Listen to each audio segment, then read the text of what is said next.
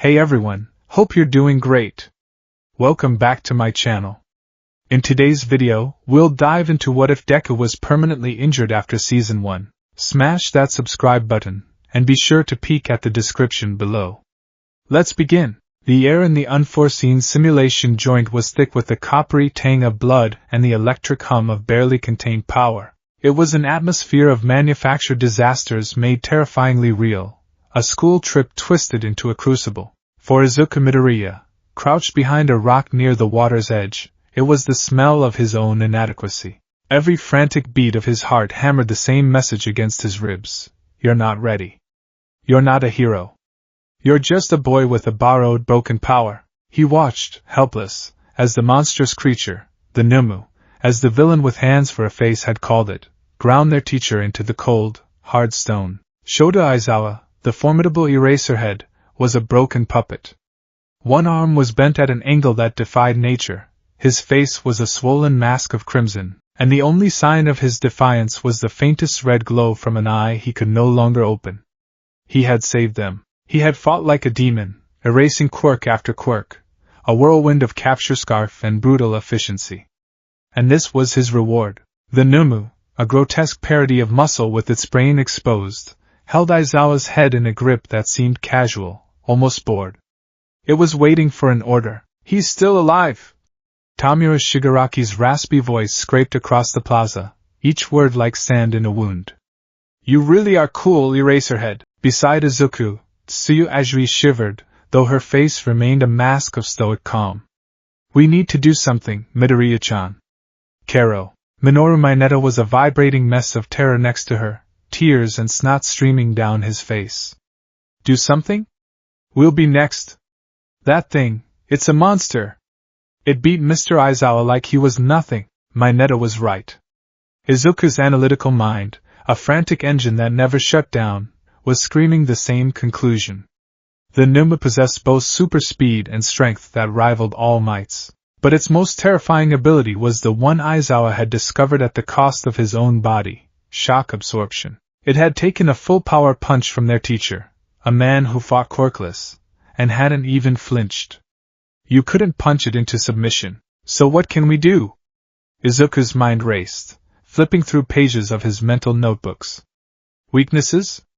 The exposed brain? Too high, too risky.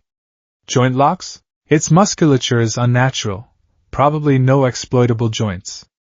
We can't fight it. We can't? The plan had been simple, desperate. Wait for All Might. He was the pillar. The symbol of peace. He would arrive, boom through the doors with his indomitable smile, and end this nightmare. But he hadn't. Ida had escaped, a silver and blue blur of hope on his way to fetch help, but that felt like a lifetime ago. Every second that stretched on was a second closer to a tragedy they couldn't undo. Shigaraki scratched his neck, a dry, flaking sound that made Izuku's skin crawl. Well, before we kill the kids, let's just smash some of his pride.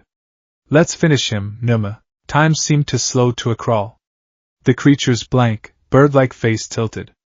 Its hand, still gripping their teacher's head, began to tighten. Izuku saw Aizawa's body tense, a final, futile spasm of a fighter who refused to die. He saw Tsuyu's wide, terrified eyes. He heard Mineta's choked sob. And in that frozen moment, something inside Izuku Midoriya broke. It wasn't a bone, not yet. It was a dam. A dam built of fear, of logic, of All Might's careful warnings. You can't control it yet, your body will break. One for all is a loaded gun. All the rational, sensible reasons to stay hidden, to wait, to survive, they all crumbled into dust. What good was a loaded gun if you let everyone die while you waited for the perfect shot? All Might isn't here. The thought was a shard of ice in his gut. He's late. Something went wrong. Waiting isn't a strategy. It's a death sentence. He saw it all in a horrifying, lightning-fast precognition. The Numu would crush Aizawa's skull. Shigaraki would laugh. Then the monster would turn, its dead eyes fixing on their hiding spot. He would try to fight. He would break his arm, maybe his legs, for a single, useless punch that the creature would absorb without a thought. And then he, Tsuyu, and Mineta would die, unless, shock absorption. His mind latched onto the phrase. Not shock negation. Not shock nullification. It absorbed impact. Everything had a limit. A cup can only hold so much water before it overflows. A shield can only take so many hits before it shatters. What was the limit of the Numa's quirk? The only answer that made any sense was as terrifying as the monster itself. More power than it can absorb at once. And Izuku Midoriya was sitting on a nuclear bomb. A power forged by 8 generations, a sacred torch passed to a boy who wasn't worthy, a boy whose body was a fragile glass container for a star. One for all. 100%. He had only ever used it in a single limb. A finger, an arm, a leg. The result was always the same, excruciating pain and a shatter of purple-black bone. The recoil was devastating, but the power was absolute. What if? The thought was heresy. It was suicidal. It was the only thing left. What if he didn't just channel it into one limb? What if he opened the floodgates completely? What if he poured every last drop of One for All's raging, untamed power into his entire body, all at once? Not just an arm for a smash, not just a finger for a Delaware smash. Everything, every muscle fiber, every bone, every cell. A full body, self-destructing, one-time only detonation. He wouldn't just break a bone. He would fly apart. He might die. He would, at best, be crippled for life. This path didn't lead to him becoming the next symbol of peace. This path ended here, today, in a flash of green light and a lifetime of pain. The Numa's knuckles whitened around Aizawa's head. Izuku looked at his teacher, bleeding out on the ground. He thought of his mother, her tears when he was diagnosed quirkless, her joy when he got into UA. He thought of Uraraka's bright, determined smile, Ida's rigid, earnest encouragement. He thought of All Might, standing on that rooftop in a cloud of steam, his secret laid bare. The skeletal man who had looked at a useless, crying boy and said the words that had become the bedrock of his soul. You too can become a hero. It wasn't a promise of a future. It was a statement of potential. A hero was someone who saved people. A hero was someone who acted when others were frozen. A hero put the lives of others before their own. If this is all I get. The thought wasn't sad.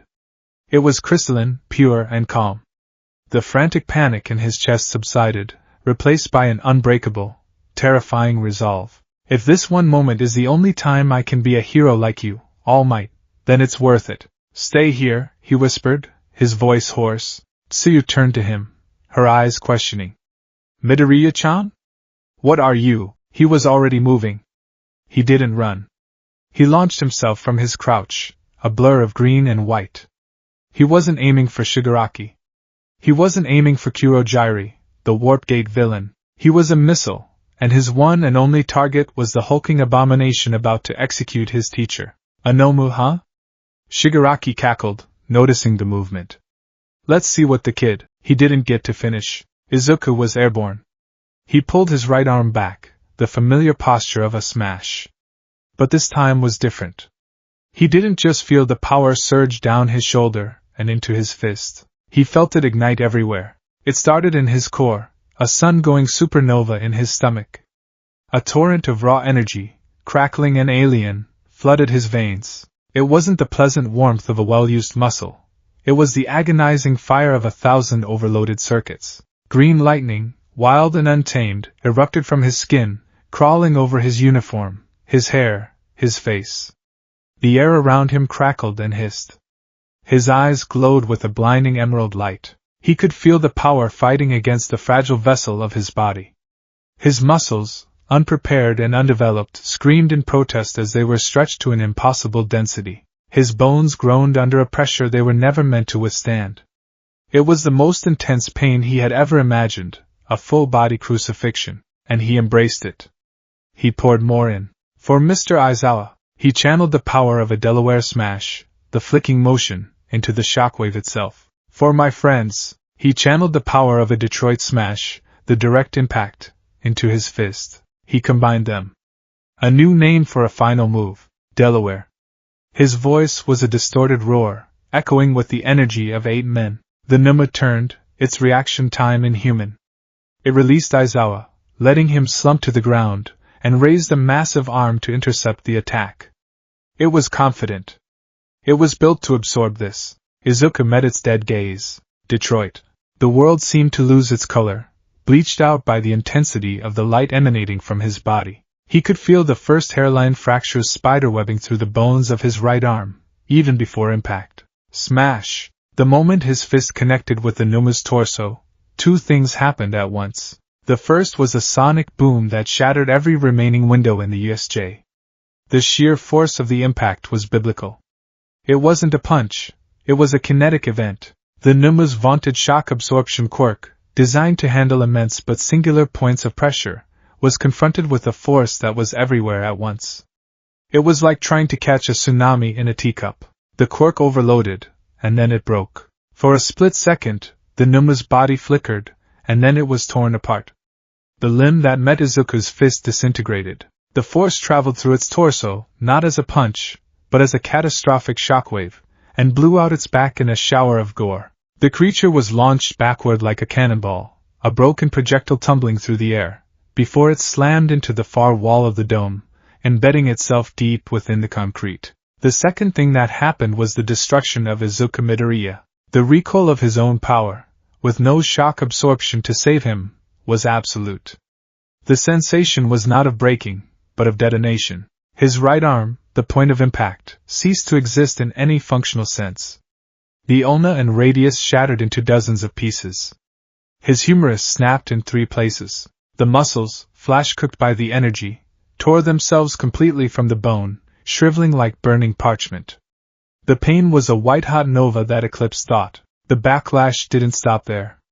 It surged back through his body. His legs, which had been braced for the attack, gave out with a synchronized series of wet, snapping sounds. The femurs, the strongest bones in the human body, fractured under the strain. His knees buckled inward, ligaments and tendons vaporizing. He felt his connection to the ground sever instantly, but the worst was the whiplash. The force of the blow rocketed his torso backward, while his head snapped forward. In the space between heartbeats he heard it. It wasn't loud. It was a quiet, intimate, sickening crack from the base of his neck, a sound that was felt more than heard. And then, the fire was gone. The incandescent, agonizing power of One for All vanished, and in its place came a profound and terrifying nothingness. A cold, spreading numbness that started from his spine and washed over his entire body. He couldn't feel his arms. He couldn't feel his legs. He couldn't feel the air on his skin. He was a consciousness trapped in a falling, broken shell. He was tumbling through the air, a ragdoll thrown by his own explosion. His vision was a pinprick, a dark tunnel closing in. Through it, he saw Shigaraki, frozen in disbelief, scratching frantically at his neck. He saw Tsuyu and Mineta, their faces masks of pure horror. He saw the broken form of the Nemu, silence forever. I did it. The thought was faint, distant. I saved them. And then, a new sound cut through the ringing in his ears. A sound he had longed to hear, a sound that now felt like a death knell. Boom! The main doors of the USJ flew off their hinges, blasted inward by an unseen force. And there, silhouetted against the daylight, stood the symbol of peace. His golden hair seemed to burn, his massive frame radiating power. But his iconic smile was gone.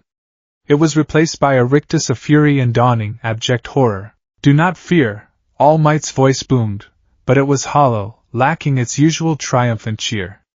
For I am. He stopped. His blue eyes, sharp and perceptive, scanned the scene in an instant. Aizawa unmoving. The villains scattered.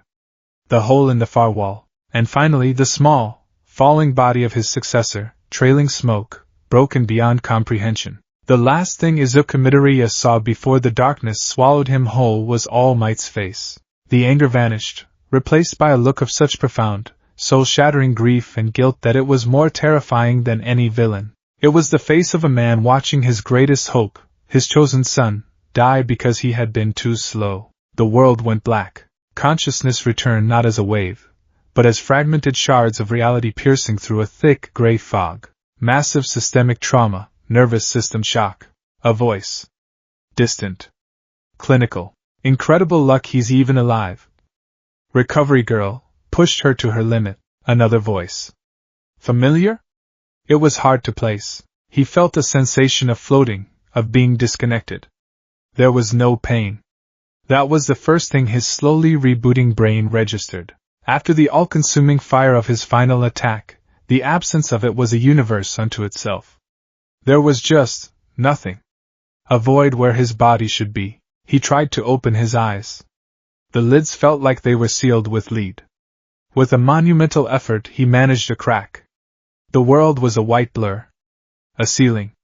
Sterile, impersonal. The rhythmic, metronomic beep of a machine somewhere to his left was the only anchor in the disorienting sea of non-sensation. A hospital. The smell confirmed it.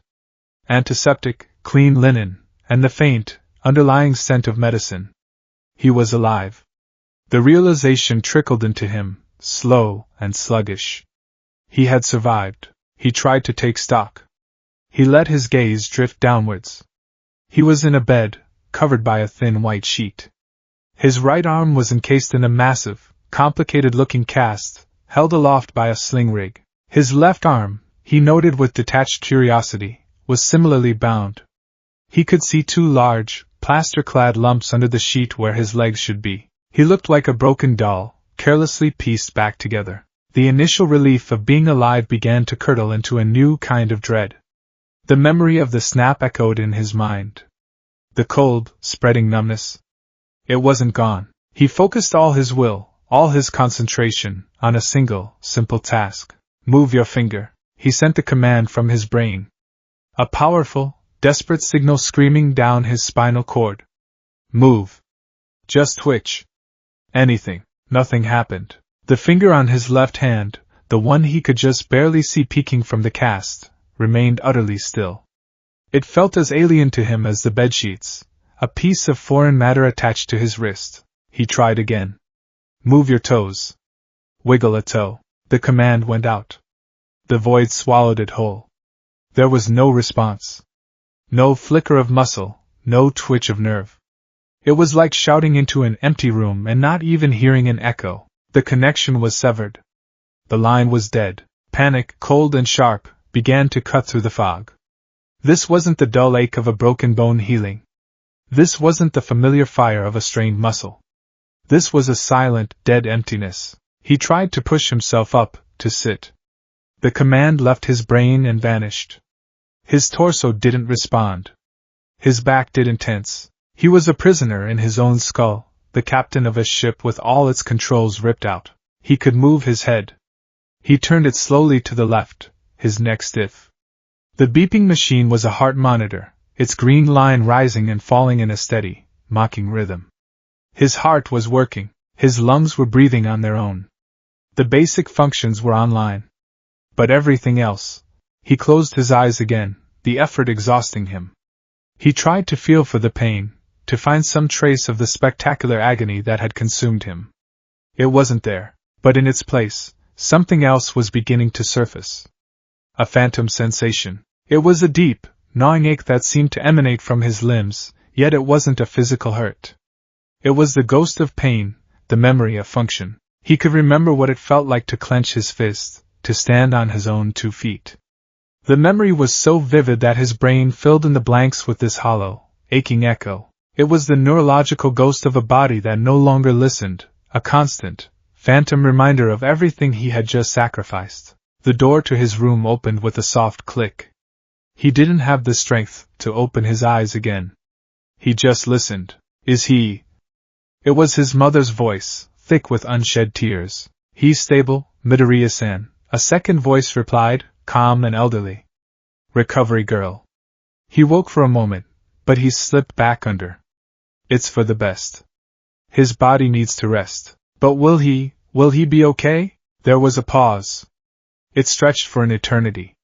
It was a silence so heavy, so full of unspoken truths, that it crushed the air from the room. When Recovery Girl finally spoke, her voice had lost its usual cheerful brusqueness. It was gentle, somber, and full of a pity that terrified Izuku more than any diagnosis could. We saved his life, she said softly. We need to be grateful for that. The words hung in the air, an unfinished sentence pregnant with disaster. Izuku Midoriya lay perfectly still, a silent observer in the ruins of his own body, and felt the last, final ember of his dream as a frontline hero flicker and die out. The world swam back into focus with painful slowness. The first time Izuku had woken, it had been to a confusing fog, a disorienting soup of phantom sensations and muffled sounds. This time, the fog had cleared, leaving behind a stark, sterile clarity that was far more terrifying. The rhythmic beep of the heart monitor was no longer a comforting anchor but a merciless metronome, counting out the seconds of his new existence. He was propped up at a slight angle in the hospital bed, a position that gave him a clear, cruel view of his own brokenness. His arms, encased in thick white plaster from shoulder to fingertip, were suspended in elaborate slings, looking like useless, artificial appendages. Beneath the crisp white sheet, he could feel the immense weight of the casts on his legs. He was a statue of failure, a monument to a single, cataclysmic moment of heroic idiocy. The phantom aches were worse now that his mind was clear. It was a maddening paradox. He could feel nothing, no texture of the sheets, no pressure from the casts, yet his brain screamed with the ghost of his shredded muscles and splintered bones. His nerves sent frantic, nonsensical signals, memories of pain that were more haunting than the real thing. It was a constant, low-level thrum of wrongness, a deep, cellular knowledge that the boy who had launched himself at the Numa was gone, and this inert collection of flesh and bone was all that was left. The door swished open, and his mother, Inko Midoriya, entered. Her face was a roadmap of exhaustion and worry. Her eyes, usually so bright and full of life, were puffy and red-rimmed, swimming in a well of unshed tears she was desperately trying to contain. She carried a small vase with a single, cheerful sunflower, an optimistic splash of yellow in a world that had turned irrevocably gray. "Izuku," she breathed, her voice cracking on his name. She rushed to his bedside, her hands hovering over him, wanting to touch, to comfort, but afraid of causing more pain. "Oh, my baby. You're awake." He tried to smile, to reassure her, but his face felt stiff, the muscles clumsy. It came out as a weak, trembling grimace. "Mom," he rasped, his throat dry and unused. She placed the vase on the bedside table, her movements jerky. "Recovery girl is coming. And the chief of surgery. They want to talk to us. Together." The way she said it, the slight tremor in her voice, the way she couldn't meet his eyes for more than a second, sent a fresh wave of ice water through his veins. This wasn't going to be a simple "you'll be in casts for a few months" conversation. This was something else. This was the final verdict. He steeled himself. He was the son of Inko Midoriya, but he was also the successor to All Might. He had to be strong. For both of them. A few minutes later, Recovery Girl entered, her usual sprightly demeanor replaced by a heavy solemnity. She was followed by a tall, stern-looking man in a doctor's coat with a name tag that read Dr. Arisawa, Chief of Neurosurgery. The doctor held a tablet computer, his expression professionally neutral, which was somehow more frightening than any show of pity. "Midoriya Shonen," Recovery Girl began, her voice gentle. "It's good to see your eyes open." Dr. Arisawa cleared his throat, his gaze clinical as he looked from Izuku to his chart. "Midoriya Izuku, given the circumstances of your arrival, it is, frankly, a miracle that you're conscious, let alone alive. The sheer kinetic force your body both generated and absorbed is unlike anything we have on record." Inko wrung her hands, her knuckles white. "He's going to heal, though?" Recovery Girl's quirk, "It works wonders." Recovery Girl sighed, her small form seeming to shrink under the weight of the moment. "My quirk, Chio, works by amplifying a person's natural healing factor. It uses their own energy to rapidly mend tissue and bone. But there are limits. I can't regrow what has been obliterated. And I cannot repair catastrophic damage to the central nervous system." Izuku's heart monitor began to beep a little faster. What does that mean?" Dr. Arisawa swiped a finger across his tablet and turned it to face them. It displayed a complex, color-coded diagram of the human nervous system, with vast sections highlighted in angry, glaring red. "It means," the doctor said, his tone leaving no room for hope, "that the damage is permanent." The word hung in the air, dense and suffocating. "Permanent." Inko let out a small, choked gasp, her hand flying to her mouth. Izuku stared at the diagram, his analytical mind trying to process the data, to find a loophole, a flaw in the logic.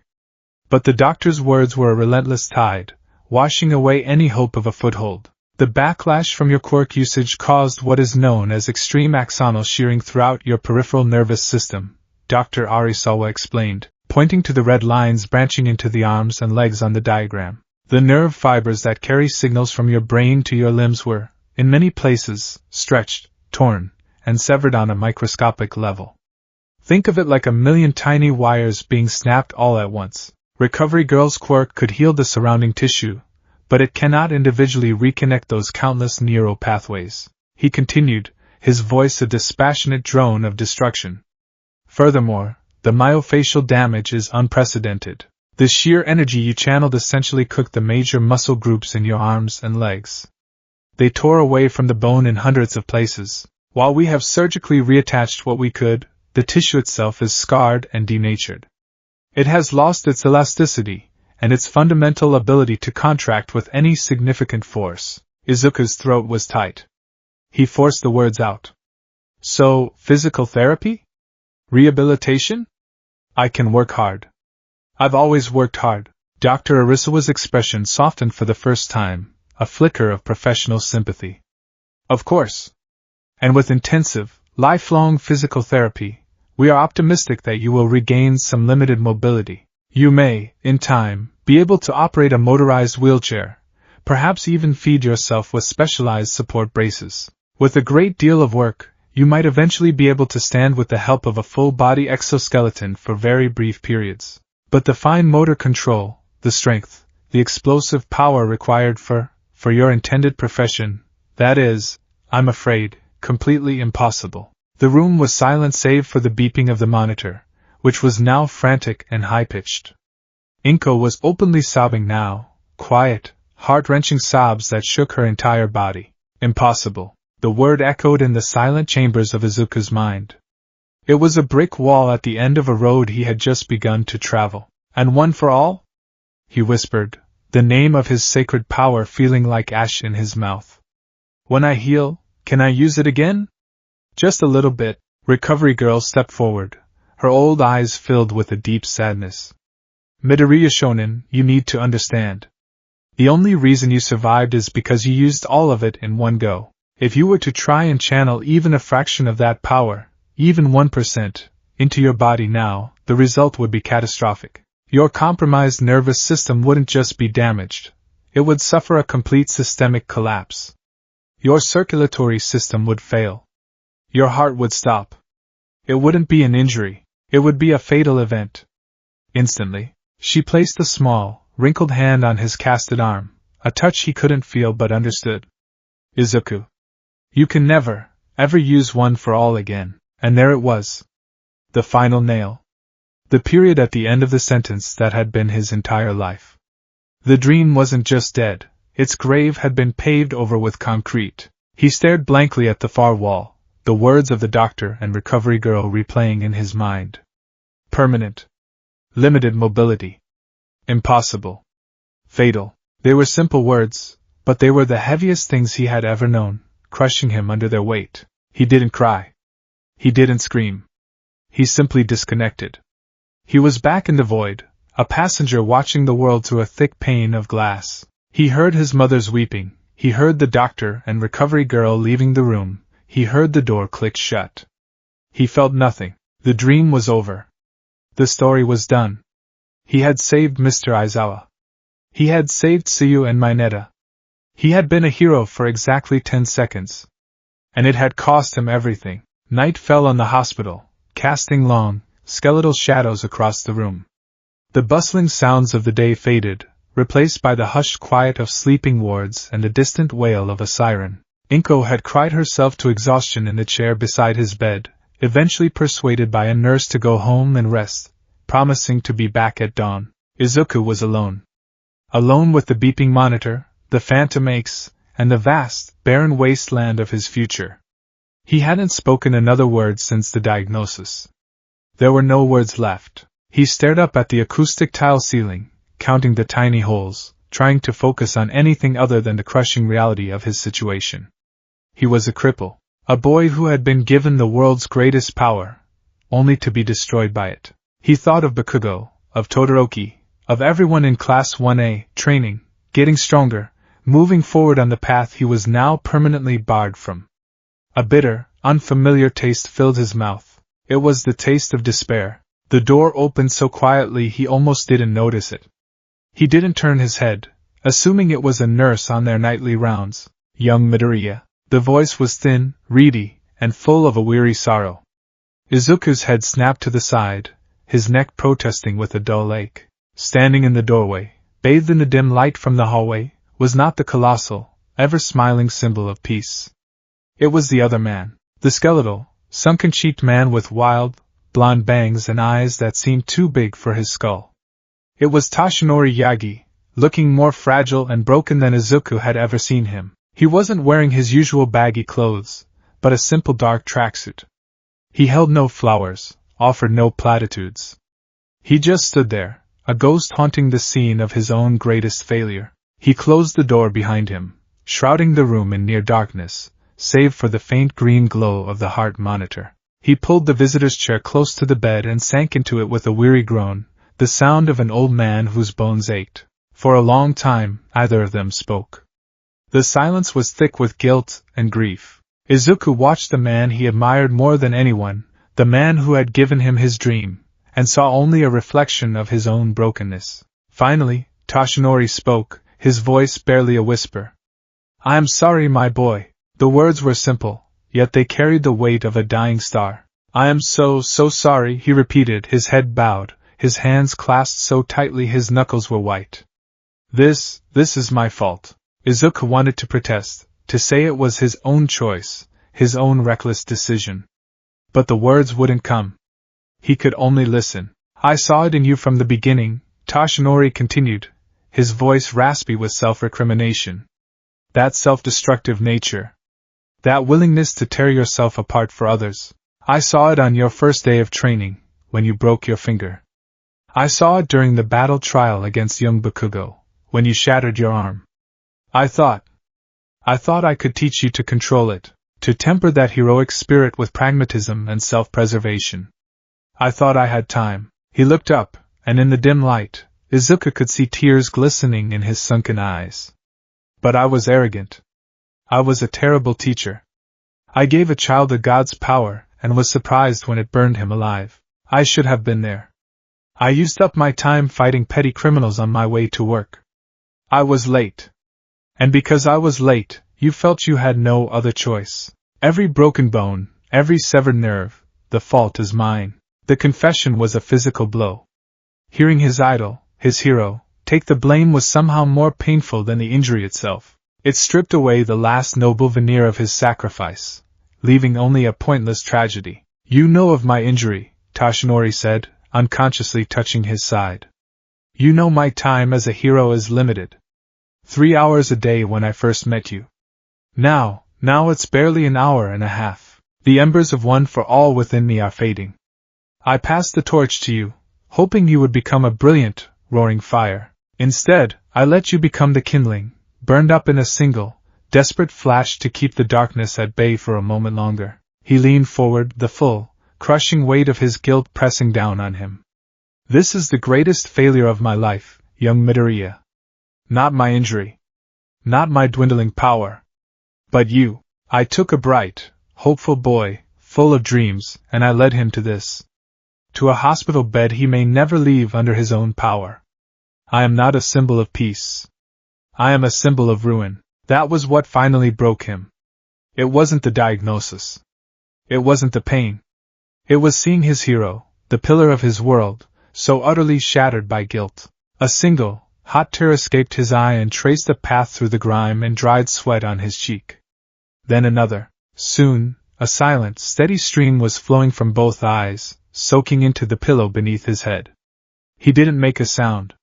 He couldn't. The grief was too profound, a black hole in his chest that swallowed all noise, all hope. His dream was dead. His body was broken. And his hero was a man drowning in sorrow. This was the true, unbreakable reality. Days bled into a week. The world outside his window continued on, oblivious. Cars drove by. People walked to work, clouds drifted across the sky. Inside his room, time had stopped. His visitors were a rotating cast of somber faces. His classmates came, bearing gifts and awkward, well-meaning condolences. Uraraka's bright face was clouded with worry. Ida's usual boisterousness was replaced by a stiff, formal sorrow. He appreciated their efforts, but their vibrant health and limitless futures were a painful reminder of everything he had lost. He was a ghost at his own funeral. One afternoon, when the sun was low and the room was filled with a tired, orange light, a new visitor appeared. The door opened without a knock, and Shota Aizawa entered. He looked almost as bad as Izuku felt. His face was a patchwork of yellowing bruises and angry red scars. His right arm was in a sling, and he moved with the stiff, careful gait of a man whose ribs were still healing. He wasn't a comforting presence. He was a piece of the USJ, a walking, breathing reminder of the violence that had brought them both here. He didn't offer greetings or sympathies. He walked to the foot of the bed and stood there, his one visible eye dark and intense, scanning Izuku from head to toe. It wasn't a look of pity. It was an assessment, cold, pragmatic, and utterly unsentimental. I heard the diagnosis, Aizawa said, his voice its usual monotone drawl. Permanent. Izuku just stared at him, his throat tight. He braced himself for the pity, for the I'm sorry, for the empty platitudes. They never came. Aizawa's gaze was unrelenting. You saved my life. And Ajui's. And Minetta's. Your actions were reckless, suicidal, and strategically moronic. You traded your entire future for one single, momentary victory. From a heroic standpoint, it was an unacceptable loss. The words were brutal, a series of sharp, painful jabs. Izuku flinched, a fresh wave of shame washing over him. But Aizawa continued, a slight shift in his tone. It was also the only move on the board that resulted in our survival. You correctly analyzed the Numa's limits, correctly assessed the stakes, and made a choice. It was a terrible choice. But it was the correct one. I am alive to be angry at you because of what you did. He took a step closer, leaning against the footboard of the bed. The weight on his feet seemed to cause him a flicker of pain, a detail Izuku noted with his ever-present analytical brain. I've read your notebooks, Aizawa stated, not as a question. The ones the police recovered from your bag. Your analysis of my fighting style, of 13's quirk, even your predictions about All Might. They're obsessive, borderline stalkerish. He paused. They're also brilliant. Your tactical and analytical mind is sharper than any first year I have ever taught. Maybe sharper than most pros. Izuku didn't know how to respond. He just stared, confused, as this bandaged, broken man systematically deconstructed him. That part of you wasn't injured at the USJ, Aizawa said, his voice dropping slightly, becoming more intense. Your body is broken. Your quirk is a suicide switch you can never flip again. Your path to being a frontline limelight hero, the kind that smiles on cameras and punches villains through walls, is gone. It has been utterly and irrevocably erased from your future. He leaned in a little more, his dark eye boring into Izuku's, demanding his full attention. He wasn't offering comfort. He was presenting a fact, as cold and hard as the tile floor. He was cauterizing the wound, burning away the last vestiges of false hope. Izuku felt a surge of anger, hot and sharp. Why are you telling me this? He croaked. Aizawa's expression didn't change. He held Izuku's gaze for a long moment, the silence stretching until it was taut with unspoken meaning. Then, he asked the question that would change everything. Your path to being a limelight hero is gone, he repeated, his voice flat and direct. So, what are you going to do now, problem child? The question hung in the air, a stark and unavoidable challenge. It wasn't laced with pity. It wasn't an ending. It was a cold, pragmatic, and terrifyingly open-ended beginning. It offered no comfort, no easy answers. It simply took the wreckage of Izuku's life, pointed at the one piece that was still intact, his mind, and demanded to know what he planned to build with it. Izuku had no answer. He could only stare into the unflinching eye of his teacher, the blunt, brutal question echoing in the silent, broken places inside him. What are you going to do now? The sterile white of Mizurafu General Hospital eventually gave way to the familiar, if now intimidating, architecture of Yue High. Transitioning back wasn't a triumphant return, but a quiet, logistical nightmare. Mizu, with his typical blend of unnerving foresight and compassion, had fast-tracked the completion of the Class 1A dormitory building, citing the need for enhanced security after the USJ attack. Everyone knew the real reason. The dorm, named Alliance Heights, became Izuku's new home, its ground floor, wheelchair-accessible room a gilded cage. Weeks turned into a month, then 2. Izuku's life became a grueling, monotonous cycle. Mornings were for academics, his mind a refuge where he could still excel.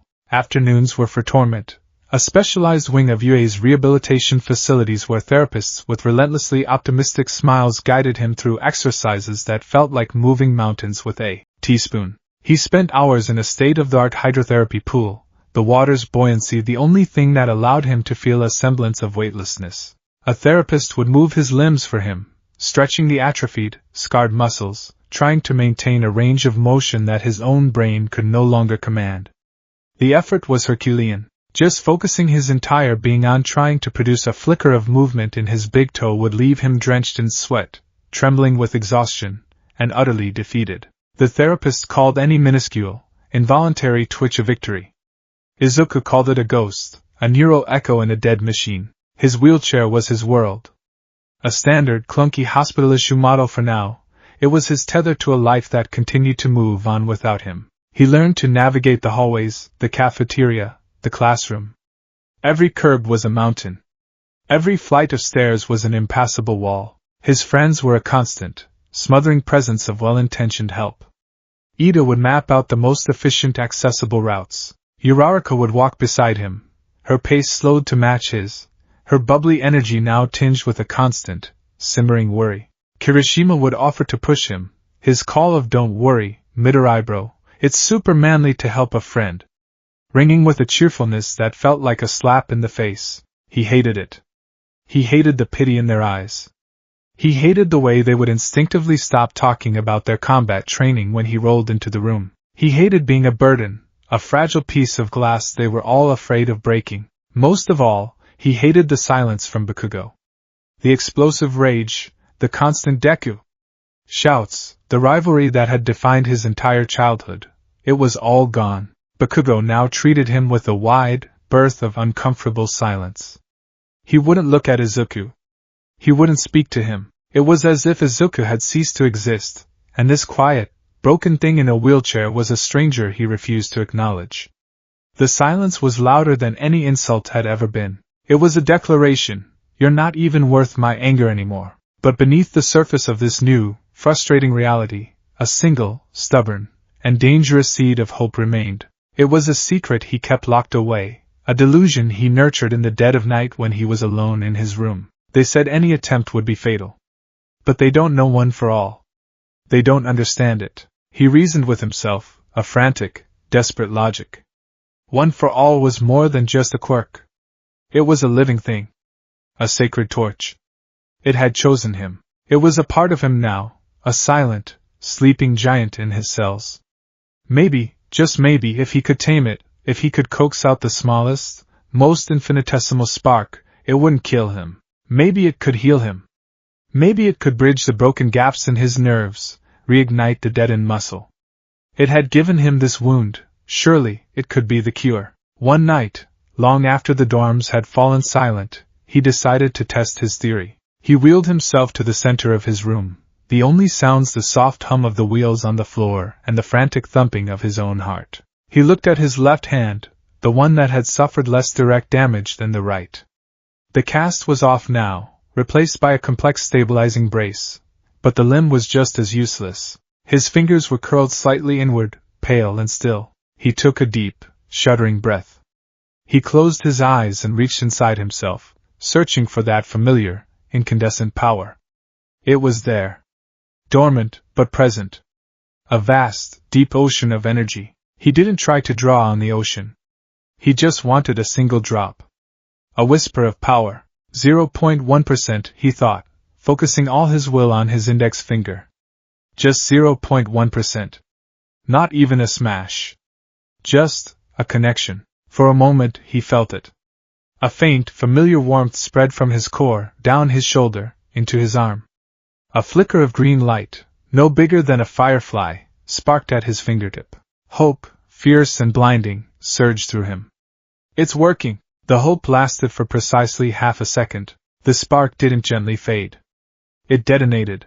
The 0.1%, a negligible amount for a healthy user, was a lightning strike to his compromised nervous system. The warmth became a searing, white-hot agony that ripped through every nerve in his body simultaneously. It wasn't the clean break of a bone. It was the pain of being flayed alive on a cellular level. His entire body convulsed. A violent, uncontrollable spasm seized him, arching his back with enough force to lift him from his wheelchair's seat. His head snapped back, his teeth grinding together with a sickening crunch. The heart monitor he was still required to wear at night screamed a piercing, unbroken tone. Every phantom ache he'd ever felt erupted into a full-blown, 9-alarm fire. It felt as if his very atoms were being torn apart by the microscopic jolt of power. He wasn't thrown from his chair. He simply collapsed back into it, a puppet with its strings cut, smoke faintly wafting from the tip of his finger. The world swam in a haze of black spots, the piercing shriek of the alarm the only thing keeping him from blissful unconsciousness. The door to his room burst open. Aizawa was there first, his capture weapon already half unwound, his eyes wide with alarm. He was followed moments later by a terrified-looking Ida and a pale Uraraka. "Midoriya!" Aizawa barked, rushing to his side, his hand immediately going to check his pulse. Izuku couldn't respond.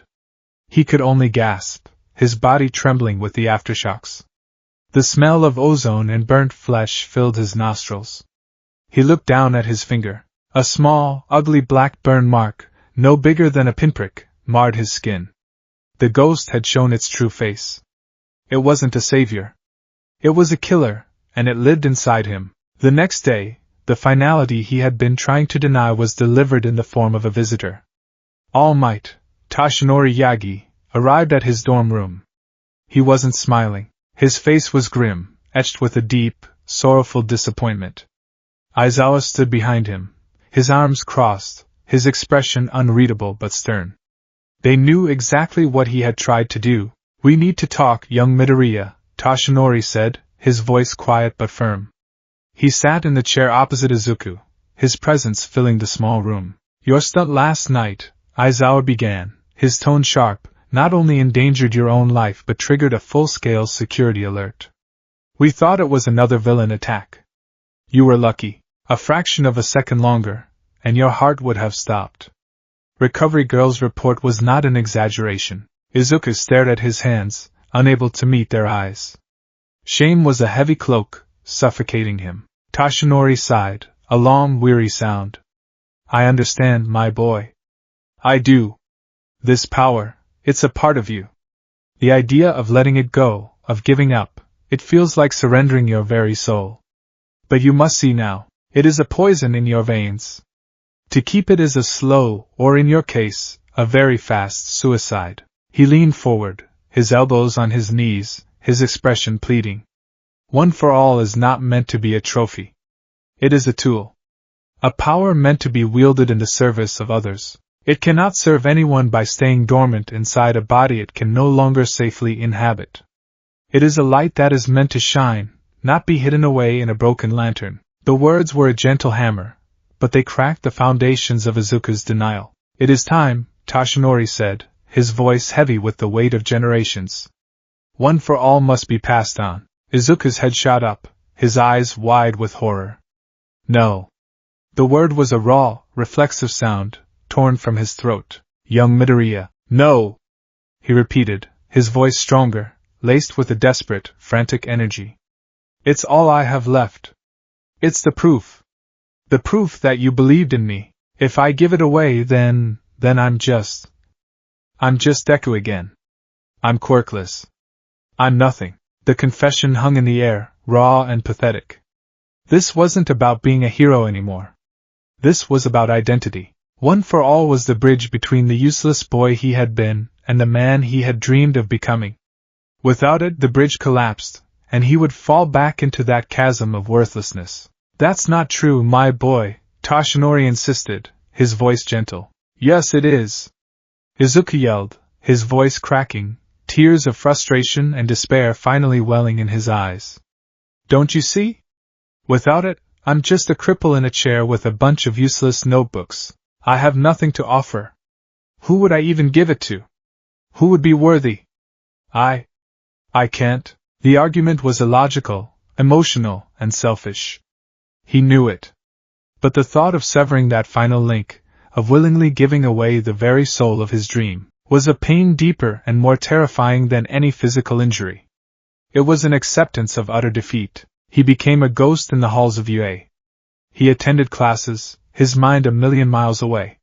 He went to his therapy sessions and went through the motions, his heart no longer in it. He pushed his friends away, responding to their worried questions with monosyllabic grunts or stony silence. When Uraraka tried to talk to him, he would turn his chair and wheel away. When Ida tried to offer encouragement, he would stare blankly ahead until the class president gave up and retreated. His notebooks, once his most prized possessions, lay gathering dust on his desk. What was the point? Analyzing heroes he could never be? Studying quirks he could never fight? It was all just salt in a wound that would never heal. He was adrift in a sea of his own misery, and he was determined to drown alone. One evening, he was sitting by the window in the dorm's common room, watching the sun set, painting the sky in brilliant hues of orange and purple that he no longer found beautiful. Most of the class was out, taking part in a special evening combat training session he was, of course, barred from. The doors to the common room slid open with a hiss, and Bakugo Katsuki walked in. He was still in his gym uniform, sweaty and tired from training. He went to the fridge, grabbed a bottle of water, and drained half of it in one go. He didn't look at Izuku. He started to walk towards the elevators, intent on maintaining the bubble of silence that now defined their relationship. Then he stopped. His back was to Izuku, his shoulders tense. He stood there for a long, silent moment. Izuku braced himself for an insult, for a "move it, you're in the way," for anything. What came out was a low, guttural growl. "You're pissing me off." Izuku blinked, surprised. Bakugo still didn't turn around. All this moping around, Bakugo continued, his voice tight with a strange, restrained fury. Staring out the damn window like some tragic hero in a cheap manga, making Roundface cry and making Four Eyes walk on eggshells. "It's pathetic. You don't understand, Kaken," Izuku mumbled, his voice weak. Bakugo finally whipped around, his red eyes blazing with an intensity Izuku hadn't seen directed at him since before the USJ. "The hell I don't understand. You think I don't get it? You had it. You had that crazy, powerful quirk that came out of nowhere. You were finally on the board. You were finally a real rival." He took a step closer, his hands clenched into fists at his sides. "And yeah, you got smashed. You took on that monster to save Aizawa and the others, and you got broken. I saw it. It was stupid and reckless, but it wasn't weak." He gestured angrily at Izuku, at the wheelchair, at the whole pathetic scene. "This is weak. This is pathetic. Lying down and quitting because you can't throw a punch anymore? That's the Deku I've always known, the useless, crying wannabe who gives up the second things get hard." Izuku flinched as if struck.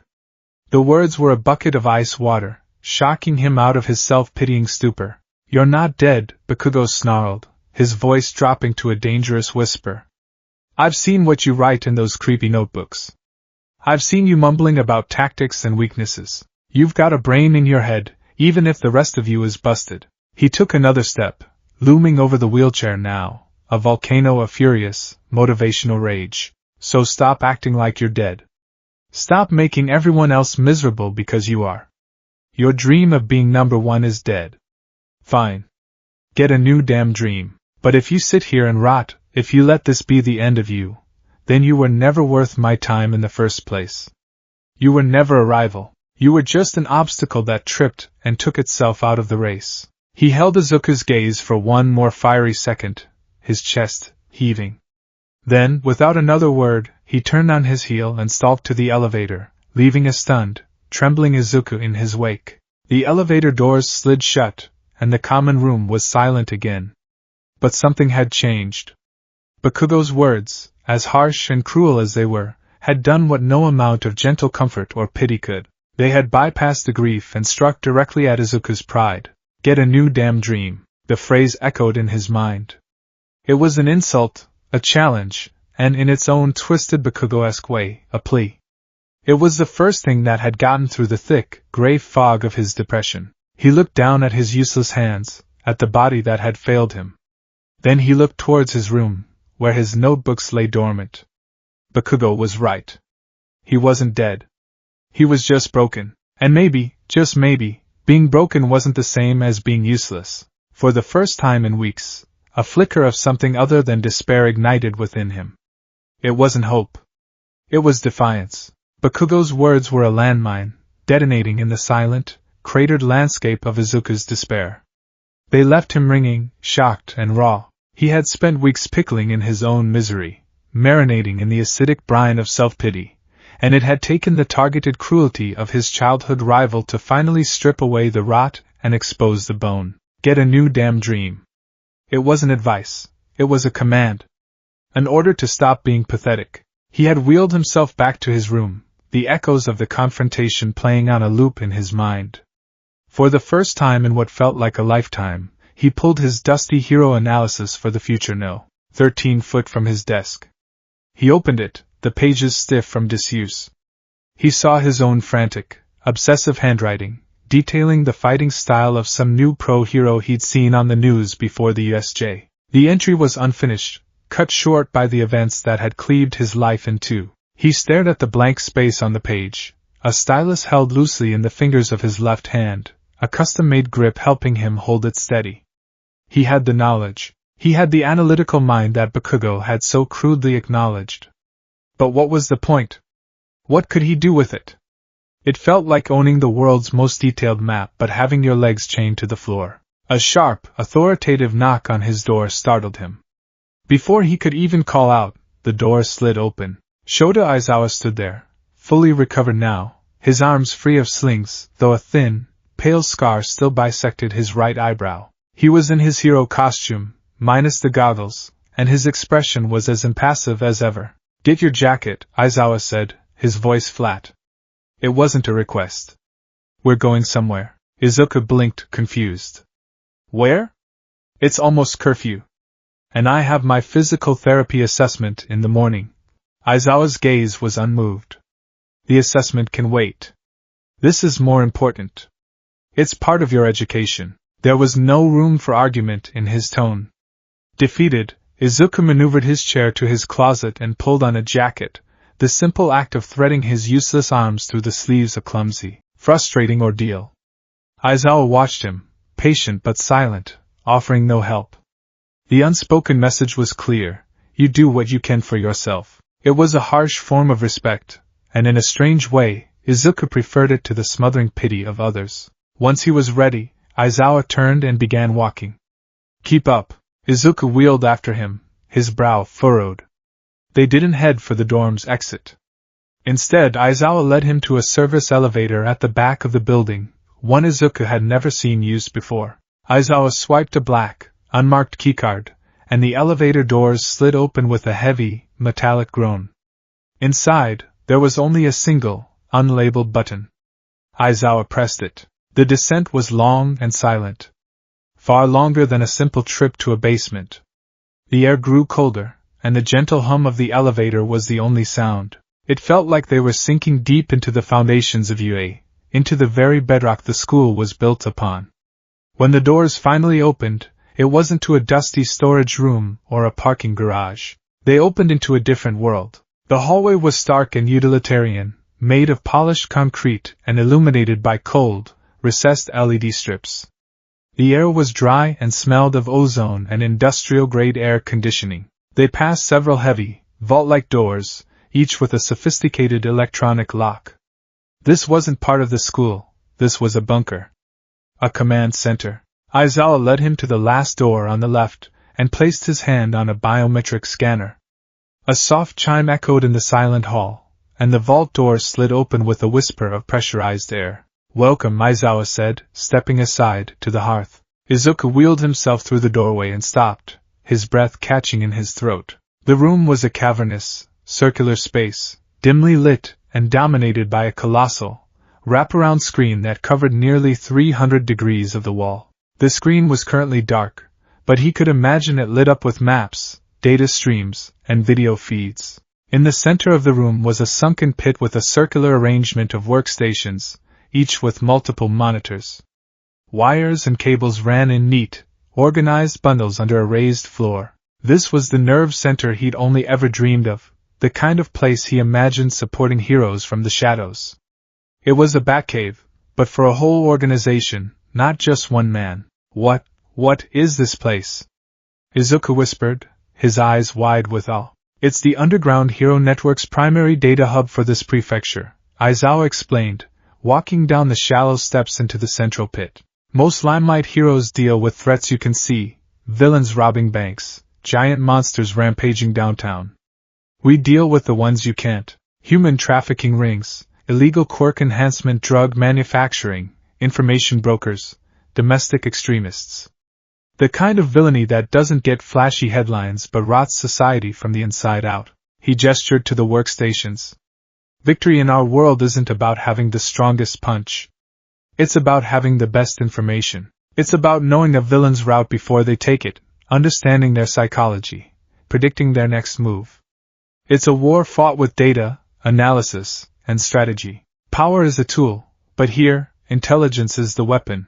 Aizawa stopped at the central workstation, the one that clearly served as the command chair, and powered it on. The massive screen around them flickered to life, displaying a dizzying array of information, a real-time map of Muzutafu dotted with hundreds of tiny, color-coded icons, scrolling police and emergency service comms transcripts, live feeds from a dozen traffic cameras. Izuku felt a familiar thrill, the same one he got when analyzing a hero's quirk, but this was magnified 1,000 times.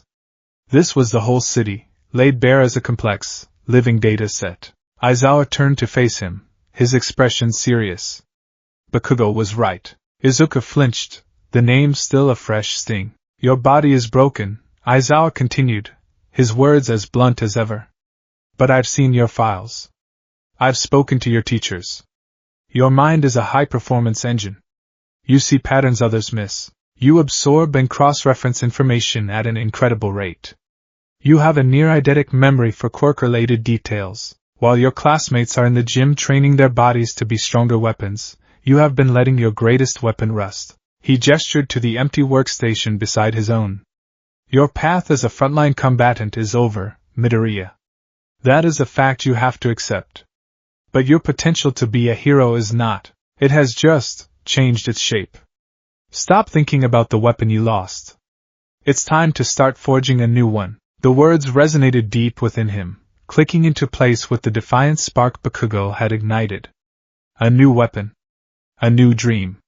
It was a terrifying, exhilarating concept. Aizawa saw the flicker of understanding in his eyes. This isn't a classroom exercise, he warned.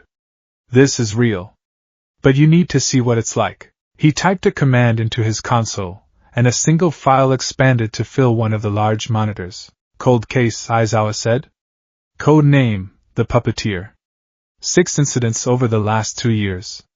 All heists, non-violent. High-end jewelry stores, art galleries. No witnesses, no forced entry, no security footage. The targets report items simply, floating off their shelves and out the door.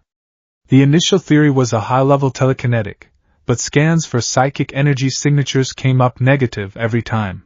Izuku wheeled himself closer, his eyes glued to the screen.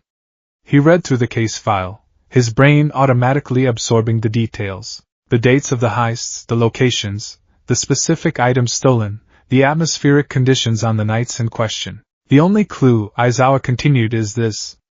He brought up a grainy image from a street camera half a block away from one of the heists. It showed a faint, almost invisible shimmer in the air, a brief distortion, and then nothing. Every time, the stolen items are found a few blocks away, abandoned in an alley, stripped of their gems or precious metals.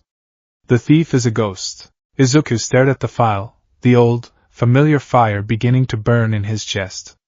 His fingers twitched, itching for a notebook. Aizawa seemed to anticipate this, pushing a datapad and a stylus across the console towards him. Let's see it, Aizawa said simply, leaning back in his chair. Let's see that brain of yours in action. Hesitantly, Izuku took the datapad. He opened a blank note file. For a moment, he felt a wave of inadequacy. The police, pro-heroes, analysts, they had all looked at this and found nothing. What could he possibly see? But then, the old habits took over. The world outside the data faded away. There was only the problem. Mumble, mumble, mumble. He started whispering to himself, a low, rapid-fire stream of consciousness. No forced entry, security systems disabled, but not tripped. No EMP signature, so it's not an electricity-based quirk that fried them. The disabling is subtle. The floating, if not telekinesis, then what? A wind quirk? No, the items were too precisely maneuvered. A swarm of microbots. Possible, but expensive to abandon. What else can be invisible and exert force? He pulled up the meteorological reports for each of the 6 nights. High humidity on 4 of the nights, but low on the other 2. So it's not dependent on water vapor. Barometric pressure is inconsistent. But wait, he zoomed in on the locations of the heists. They weren't random. They were all within a 3-block radius of major industrial zones, specifically zones with metal fabrication plants or construction aggregate suppliers. Dust, he whispered, the idea sparking in his mind. What if he's not controlling the items? What if he's controlling something around the items? His stylus began to fly across the data pad, his handwriting the same chaotic scrawl as always. He cross-referenced the abandoned loot locations with city sanitation schedules. The loot is always found the morning after street sweeping. He dumps it right after the sweepers have passed, so the weapon is cleaned away by the next day's traffic and wind. He's meticulous about cleaning up his own quirk's residue. He pulled up the list of stolen items again. Not just jewelry. A small, modern art sculpture made of polished steel. A set of antique silver cutlery. All metallic. It's not just any dust, he mumbled, his excitement growing. It has to be ferrous. Metallic particulates. He's a magnokinetic, but on a microscale. He's not moving the big items. He's creating a swarm of nearly invisible metal dust, a cloud he can shape and solidify to act like thousands of tiny hands. He's a puppeteer, but his strings are dust. He explained it all out loud, the pieces clicking together. The shimmer on the camera was the light refracting through a dense cloud of airborne metal particulates. The security systems weren't disabled by a separate quirk. The dust was fine enough to be directed into the circuits, physically blocking the connections to the alarms without tripping them. A silent, physical sabotage. His weakness, Izuku concluded, his voice trembling with the thrill of the chase, is air filtration. And magnets. Strong, industrial-grade air purifiers with magnetized filters would cripple him. He'd be helpless.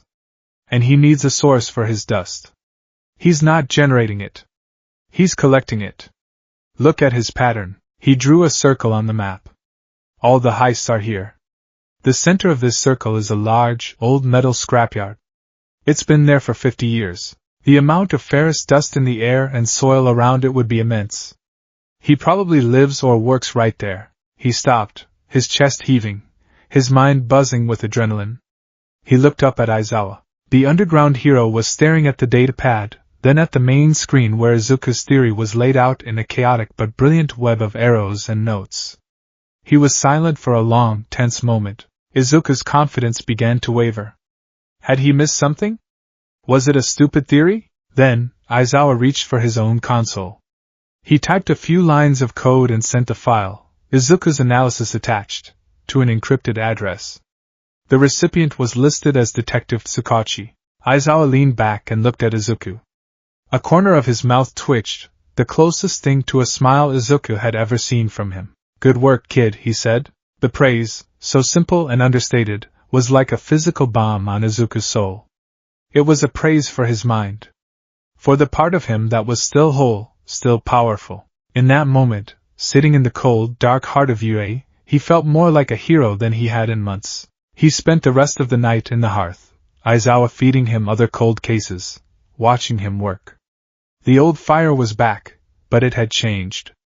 It was no longer a blazing, self-destructive inferno. It was a controlled, focused flame. The flame of a forge. A few days later, Aizawa approached him again. Your analysis of the puppeteer was correct. We picked him up this morning at the scrapyard. He confessed to everything. Izuku felt a surge of pride so potent it almost made him dizzy. He had done it. He had helped stop a villain. From a chair. With a date pad. You have the software, Aizawa said, gesturing to Izuku's head. Now you need the hardware. Your current chair is a liability. Your ability to interact with data is limited. We need to fix that. He led Izuku not to the hearth this time, but to a different part of the school, a place infamous for its noise and explosions, the development studio. The moment the reinforced doors opened, they were hit by a wall of sound, grinding metal, high-pitched whines, and the enthusiastic shouting of its sole upper-class occupant. Baby! You're alive! You're alive! A voice shrieked with joy. An invention exploded somewhere in the back, showering sparks near the ceiling. Out of the smoke and chaos emerged Mei Hatsum, her pink, dreadlocked hair askew, her goggles pushed up on her forehead. Her face was smudged with grease, and her eyes, magnified by her zoom quirk, were wide with manic energy. She was holding a smoking metal boot. Aizawa-sensei! And 1A's very own USJ headliner! She exclaimed, her gaze fixing on Izuku. Her zoom lenses clicked as she focused on his wheelchair, then his braced arms. A strange, unnerving gleam entered her eyes. It wasn't pity. It was the hungry look of an engineer who had just been presented with the world's most interesting design challenge. Aizawa told me all about you, she said, getting right up in Izuku's personal space, her magnified eyes examining his useless limbs with intense curiosity. Catastrophic nervous system damage, severe myofascial degradation, loss of almost all motor function in the extremities. What a beautiful problem! Izuku recoiled, startled by her intensity. Hatsum, Aizawa said dryly. Midoriya needs a new support system. A mobile command platform, something that can keep up with active heroes in the field, navigate complex urban environments, and interface with our systems. He provides the tactical needs. You provide the engineering solutions. Don't kill him. With that, Aizawa turned and left them alone in the chaotic wonderland of the workshop. A mobile command platform. Hatsum squealed, her mind already racing. Oh, the babies I can build. Let's start with the chair. This piece of junk has to go. She kicked the standard issue wheelchair's tire. No!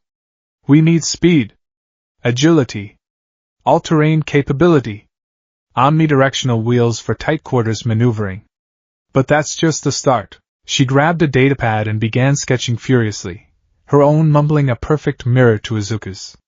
Mobility. How do you handle stairs? Ramps are for losers. We need verticality. Grappling hooks. No, too loud. Electromagnetic launchers with high tensile microfilament. Silent, fast, and reusable. We can mount them on the armrests. Izuku, caught up in her infectious energy, found his own mind sparking. But I'd need to aim them, he pointed out. My fine motor control is almost zero. No problem. Hatsum shot back without looking up from her sketch. We integrate the targeting with a retinal scanner in a headset. You look, you lock, you launch. Simple. It wasn't simple at all. It was brilliant. And your arms, she said, now zooming in on his stabilizing braces. They're just passive supports. Useless. We can do better. We'll build new ones. Myoelectric sensors can read the faint, residual nerve signals your brain is still sending. We can't use them to make you punch something. The feedback loop would be too dangerous. But we can amplify those signals enough to give you control over a high-dexterity interface. She pointed to a half-finished gauntlet on her workbench. We'll build them into the chair's armrests. Haptic feedback gloves integrated into a control panel. You won't be able to lift a cup of coffee, but you'll be able to type at 200 words per minute, manipulate holographic data displays, and pilot reconnaissance drones with pinpoint accuracy. For the next few hours, they worked. It was a bizarre and perfect partnership. Izuku, the strategist, would present a problem.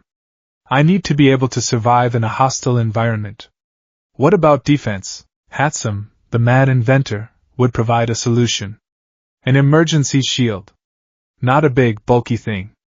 A localized, compressed airburst system, Someone gets too close, boom, it fires a non-lethal ring of concussive force, knocking them back 5 feet. We can call it the personal space enforcer 3000, Izuku would then refine it. The burst should be directional, not omnidirectional. To conserve energy and to avoid hitting friendlies in a crowded situation. The targeting can also be linked to the retinal scanner. This was a new kind of training. It wasn't about pushing his body past its limits. It was about using his mind to transcend them entirely. He was designing his own hero costume, but it wasn't a suit of spandex. It was a throne of technology, an extension of his will. The final piece was the communications array. A custom-built headset that didn't just have a microphone, but an integrated comms suite that could decrypt police channels, filter ambient noise for enhanced hearing, and project a small, holographic display over his left eye for vital information. It would be his window to the hearth, his connection to the world of heroes. As the day ended, Izuku looked at the chaotic schematics they had drawn up. It was a blueprint for a new person. A new kind of hero. The Mark I, Oracle Mobility and Support Platform, as Hatsum had lovingly dubbed it. He looked around the messy, vibrant workshop, a stark contrast to the cold, quiet hearth. Here, amidst the explosions and grease, something was being born. Bakugo had told him to get a new dream. Aizawa had shown him a new path. And now, with Hatsum, he was building the tools to walk it. He reached for the stylus, his hands still clumsy, but his mind sharp and clear. He added a note to the bottom of the blueprint for the chair, a suggestion for the power source. His mumbling was quiet, focused, no longer the sound of a fanba, but the sound of an engineer. A strategist. A hero at work, forging his new weapon not from flesh and bone, but from steel, wire, and an unbreakable resolve. The roar of the crowd was a physical force, a tidal wave of sound that washed over the stadium and vibrated deep in Izuku's bones. The UA Sports Festival, the single greatest stage for aspiring heroes in all of Japan, had begun. A year ago, he would have been down there with his classmates, trembling with a mixture of terror and exhilarating ambition, his mind racing with how he could possibly compete against the likes of Todoroki's ice and Bakugo's explosions. Now, he watched from a different vantage point. He was situated in a specially designated area on the first-tier balcony, just to the side of the announcer's booth. It offered a panoramic, strategic overview of the entire arena. Below him, Class 1A stood in formation, a sea of blue and white gym uniforms buzzing with nervous energy. He could see Uraraka bouncing on the balls of her feet, Ida performing rigid, last-minute stretches, and Todoroki, a pillar of icy calm. He saw Bakugo, his head tilted back, a feral grin on his face as he soaked in the adoration and anticipation of the crowd. They were gladiators. Warriors. And he was the man in the skybox. His new chair, the Oracle MK I, was a thing of chaotic beauty. Mei Hatsum had outdone herself. Its sleek black and green frame was built from a lightweight carbon fiber composite. The omnidirectional wheels allowed him to move with a silent, fluid grace that his old, clunky chair had made impossible. Tucked discreetly into the armrests were the housings for the electromagnetic grappling launchers, and the armrests themselves unfolded into a compact, sophisticated control console. He wore the custom headset, its transparent holographic display currently idle over his left eye. He wasn't a competitor in the traditional sense. After his work on the puppeteer case, Aizawa and Nisa had held a formal meeting with him. They had proposed a radical idea. He couldn't participate in the combat-oriented events, but his mind was an asset they refused to let go to waste. So, they had created a new subdivision for the festival on a trial basis, the strategic support track. It was, for now, a class of one. He would participate in the initial qualifying rounds where strategy could overcome physical limitations, but he would be judged on a different metric, his ability to analyze, adapt, and support. It was an experiment, a test to see if a hero's value could be quantified beyond their destructive power. And now, for the first event of the qualifier. President Mick's voice boomed through the stadium, shaking Izuku from his reverie. It's a grind for your feet and a test for your wits. This year it's the obstacle race. The massive screen behind the starting line flared to life, showing a diagram of a perilous 4-kilometer race around the entire stadium, littered with deadly traps. A thrill, not of fear, but of challenge, shot through Izuku. This was his first test. All right, contestants, on your marks. Down below, the students tensed. Izuku's hands hovered over his console. Start! The moment the light turned green, the tunnel entrance became a bottleneck of chaos. Todoroki, with cold, calculated efficiency, instantly froze the ground, trapping dozens of students from other courses and creating a slick runway for himself. Most of Class 1A, familiar with his power, managed to avoid the worst of it. Izuku didn't move. He watched. His holographic display flickered to life, showing a schematic of the course that he had memorized days ago, overlaid with real-time positional data of the lead runners. Todoroki was in first, followed closely by Bakugo, who was using his explosions to propel himself over the frozen ground like a human missile. Predictable, Izuku mumbled to himself, the old habit returning, but now it was a tool, not a tick. Todoroki establishes dominance early with a massive area of effect move. Bakugo counters with aerial mobility. The rest are playing catch-up on a compromised field. His eyes scanned the churning mass of students, but his focus was on the course itself. The first major obstacle loomed, the Robo Inferno from the entrance exam. Massive zero-pointers, flanked by smaller, more agile models. Todoroki froze one in an unstable position, intending for it to collapse and block his pursuers. While the others were focused on either fighting or avoiding the robots, Izuku saw something else. He saw a path. His mind processed the geometry of the falling machine, the structural weaknesses of the stadium walls, the trajectory of Bakugo's flight. There, his left hand, guided by the myoelectric sensors in his brace, danced across the console. A targeting reticle, controlled by his gaze, appeared on his holographic display. He looked up at a reinforced girder high above the track, well out of the main fray. Lock. He pressed a button. With a near-silent thwip, a high-tensile filament shot from his right armrest, its magnetic tip clamping onto the girder with a solid thunk. A second later, the left launcher fired, securing a point further down the track. He engaged the winch system. The oracle chair lifted off the ground, not with a jarring lurch, but with a smooth, controlled acceleration. He sailed over the heads of the struggling students, a silent, green and black shadow swinging through the artificial canyon of the stadium. The crowd, their attention fixed on the explosions and ice below, barely registered his passage. He wasn't flashy. He was efficient. He soared over the Robo Inferno, his mind already on the next obstacle, the fall, a vast chasm connected by a series of tight ropes. While others tested their balance or, in Uraraka's case, floated across, Izuku used his momentum. He swung in a wide, pendulous arc, releasing his front line at the apex of his swing and using the rear line to guide his descent, landing perfectly on the far side of the chasm with a soft hum of his wheels. He was now in the top 20, having expended minimal energy. The final obstacle was a minefield. The mines weren't lethal, but they packed a powerful, pink-colored explosive charge that would send anyone caught in the blast flying. This was where brute force and speed became a liability. Bakugo and Todoroki were already battling for first place, their respective powers setting off chain reactions of explosions as they blasted and froze their way across. Izuku stopped at the edge of the field. His display lit up, analyzing the distribution pattern of the mines, which he had correctly assumed wouldn't be truly random. There were clusters, safe zones, and corridors. He saw a path, a narrow, winding corridor of safety. But he also saw an opportunity. He saw what Hatsum had been trying to show him during her demonstration of the hover saws she was using. She was being knocked around, but she was using the concussive force of the mines to her advantage. A wicked, strategic thought sparked in his mind.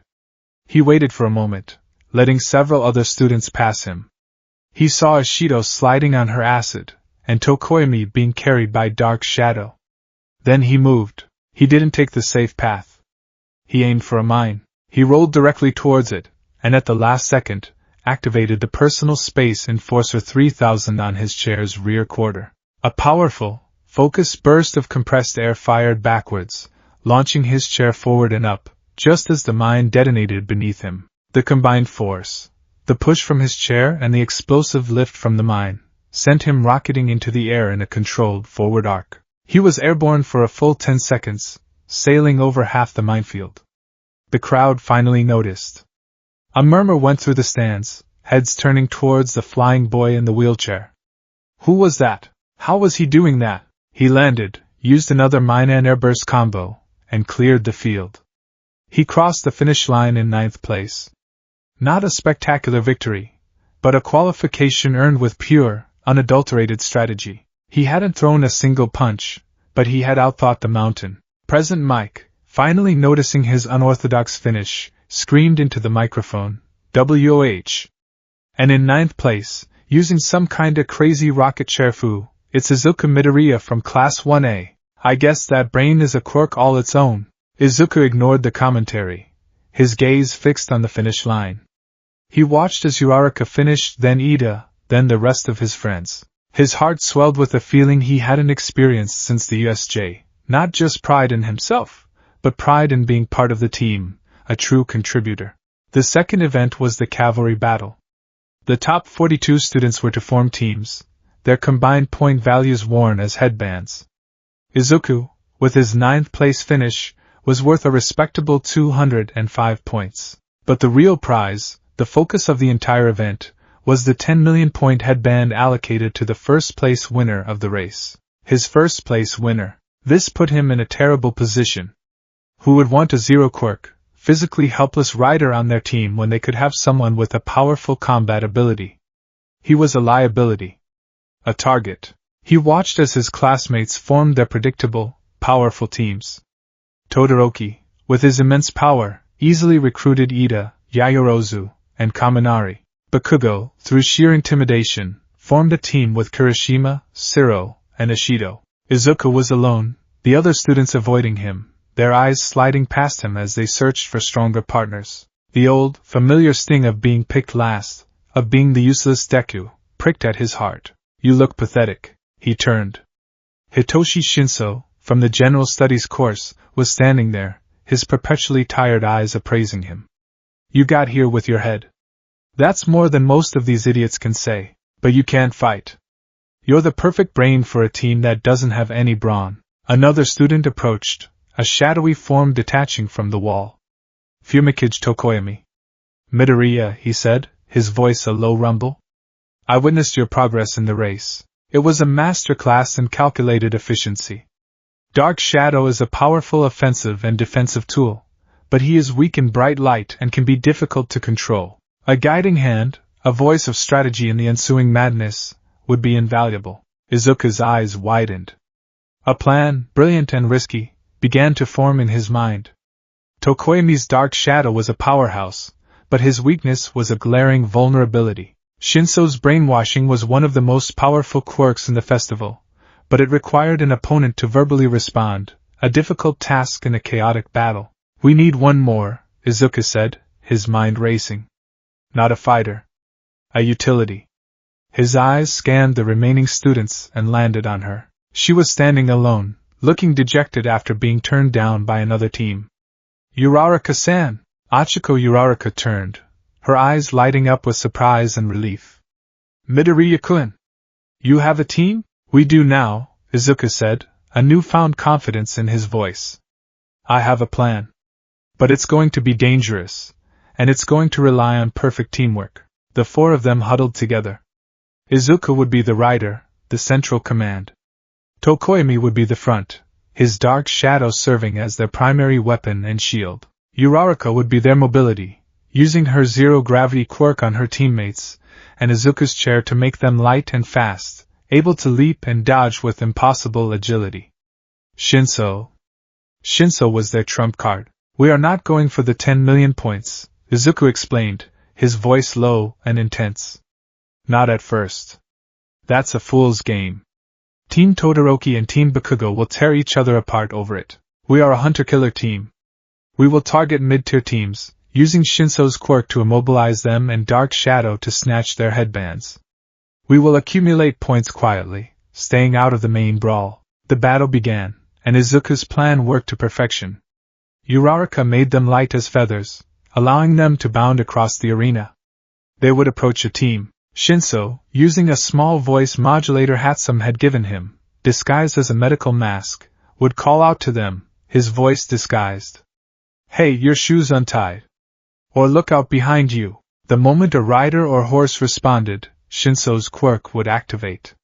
The enemy team would freeze, their eyes glazed over. Grab their headband, Shinso would command, and Dark Shadow would lash out, snatching the prize. They would then use Uraraka's quirk to make a huge leap away, vanishing back into the chaos before the other team even knew what had happened. They became ghosts, a phantom team striking from the periphery. Izuku's display was a chaotic mess of data, tracking the positions of the major teams, predicting their movements, and guiding his own team into the safest hunting grounds. He was a battlefield commander, his eyes everywhere at once. With 2 minutes left, they had amassed a respectable point total, enough to place them securely in third. But then, disaster struck. The battle between Todoroki and Bakugo had reached its climax, and in the ensuing explosion and wall of ice, the 10 million point headband was knocked from Todoroki's head. It flew through the air in a high arc, tumbling end over end. Time seemed to slow down. Izuku saw it. His mind calculated the trajectory, the wind speed, the frantic scramble of the other teams. It was going to land in the center of a massive, open space. A killing field. Uraraka! Izuku yelled, his voice strained. Now! On me! Maximum effect, but we'll be too light to control. She protested. Trust me. Tokoemi, full defense. Shinso, get ready to talk. Uraraka slapped her palms onto his chair. A pink glow enveloped it, and he felt a sensation of utter weightlessness. Tokoemi's dark shadow wrapped around them, forming a swirling cocoon of dark energy. What's your favorite food? Shinso yelled at the top of his lungs, his voice aimed at the general chaos. It was a stupid, random question, and someone from a minor team, confused, yelled back, Katsudon. Shinso's eyes glowed. His quirk flared. At the same time, Izuku activated his grappling hook, firing it not at a wall, but straight into the ground about 20 feet in front of them. He engaged the winch. The result was a bizarre spectacle of physics. A weightless object being pulled by a powerful winch doesn't just move forward, it launches. Their entire team, cocooned in darkness, shot across the arena like a cork from a bottle, a low-altitude, high-speed projectile. They were a blur of black energy, streaking towards the falling headband. They passed directly over the team Shinso had brainwashed.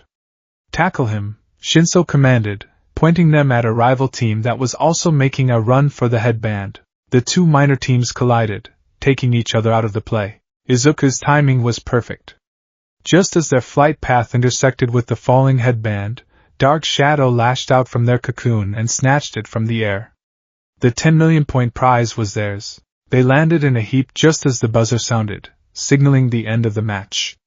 They had done it. They had won. The crowd was stunned into silence for a moment before erupting into a confused, roaring cheer. Izuku sat in the center of his team, his heart hammering in his chest, the 10 million point headband clutched in Dark Shadow's claws. He looked at his teammates, Uraraka, gasping for breath, Tokoemi, giving him a respectful nod, and Shinso, a rare, small smile on his face. He had won, not with his fists, but with his mind, and he hadn't done it alone. The final event, the one-on-one tournament, was where Izuku's role truly solidified. He couldn't compete. His name wasn't on the bracket, but in the waiting rooms, before each match, he became the most valuable asset in Class 1A. His friends, his teammates, even those who had been on opposing sides came to him. He was no longer Midoriya, the crippled boy. He was Oracle, the strategist. Before Kirishima's match with Tetsu from Class 1B, Izuku pulled him aside. It's a battle of attrition, he explained, sketching on his data pad. You both have hardening quirks, don't try to outpunch him. You'll both just break your hands. Make it a wrestling match. Your hardening has a slightly better recovery time after a major impact. Force him into repeated, high-impact blocks, then look for the split-second opening when his quirk flickers. It's a war of stamina, not strength. Kirishima, following his advice, won a grueling but decisive victory. Tokoemi faced Yaoyorozu. She's a creation quirk, Izuku advised. She can make anything, but she needs time and resources. Your only path to victory is overwhelming, relentless offense from the very start. Don't give her a moment to think. Push her to the edge of the ring. Her creations are her strength, but the act of creating is her weakness. Exploit the delay. Tokoyami's victory was swift and absolute, but his most significant consultation came before the match that had the entire stadium on the edge of its seat. Ochiko Uraraka vs. Katsuki Bakugo. Uraraka came to him in the waiting room, her face pale with dread. I can't beat him, Midoriya-kun. He's Kaken. His power, his speed. I can't even get close enough to touch him. Izuka looked at her, then at the bracket. He knew Bakugo better than anyone. He knew his friend's ferocious pride, his relentless aggression, his strengths, and most importantly, his subtle weaknesses. No, Izuka said softly, you can't beat him in a head-to-head fight. So don't fight him. Fight the arena. He pulled up a schematic of the tournament stage on his datapad. Bakugo's greatest strength is his overwhelming offense. His weakness is that he has to aim it at something. You are going to be a target he can't hit. He laid out the plan, his voice a low, intense murmur. Stay low. Use your jacket as a feint. The moment he attacks, make it float and dodge. You need to get him to fire at the ground. Over and over. He'll think he's dominating you, pushing you back. But he's not. He's doing your job for you. He zoomed in on the diagram. He's breaking up the concrete stage. He's creating debris. Thousands of pounds of it. While he's focused on you, you're going to be touching every piece of rubble you can get near. You won't attack him. You will attack the sky. Uraraka's eyes widened as she understood. A meteor shower. Exactly, Izuka confirmed. You'll create an unavoidable, massive attack that negates his mobility and overwhelms his ability to defend. It's your only shot, but you have to withstand his assault long enough to set it up. Can you do it? Uraraka looked at the plan, then at the determined fire in Izuka's eyes. The fear in her own was replaced by a steely resolve. Yes, she said, her voice firm. I can. The match was brutal. Just as Izuka predicted, Bakugo came out with relentless, overwhelming aggression. Uraraka, following the plan to the letter, endured. She was blasted back, scorched, and battered. The crowd began to boo, thinking Bakugo was bullying her. But Izuku, from his balcony perch, saw the truth. He saw Uraraka, amidst the explosions, her fingers brushing against the shattered pieces of the stage. He saw her grim determination. Finally, she was ready. With a defiant yell, she released her quirk. The entire stadium gasped. The sky above the ring filled with tons of floating concrete, a deadly, man-made asteroid field. Meteor shower! She screamed, and brought her hands together. The rain of destruction that followed was awe-inspiring.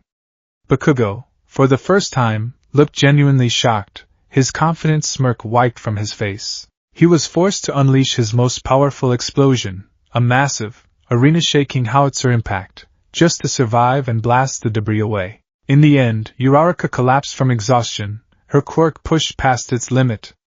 Bakugo won the match. But as Uraraka was helped from the stage, the entire stadium, including the pros, gave her a standing ovation. She had lost the battle, but she had won their respect. High in the stands, Endeavor, who had been watching his son's matches with a thunderous scowl, turned his fiery gaze from the arena to Izuka's small, seated form on the balcony. He had heard the commentary. He had seen the boy's influence on the other students. He watched as Aizawa placed a hand on Izuka's shoulder, a clear sign of mentorship. Endeavor's eyes narrowed. Power was everything, but the boy in the chair, the one who couldn't throw a punch, had just dictated the terms of a battle against one of the festival's most powerful contestants. A new, unfamiliar and unsettling thought crossed Endeavor's mind. Perhaps there was a different kind of power he had failed to consider. Izuku watched his friend leave the ring, a small, proud smile on his face. He hadn't won the medal. He hadn't even competed in the finals. But as he looked across the stadium, at the faces of his classmates looking up at him with awe and gratitude, he knew he had won something far more valuable. He had earned a new kind of respect. He had found his place. He was no longer just a strategist. He was a hero.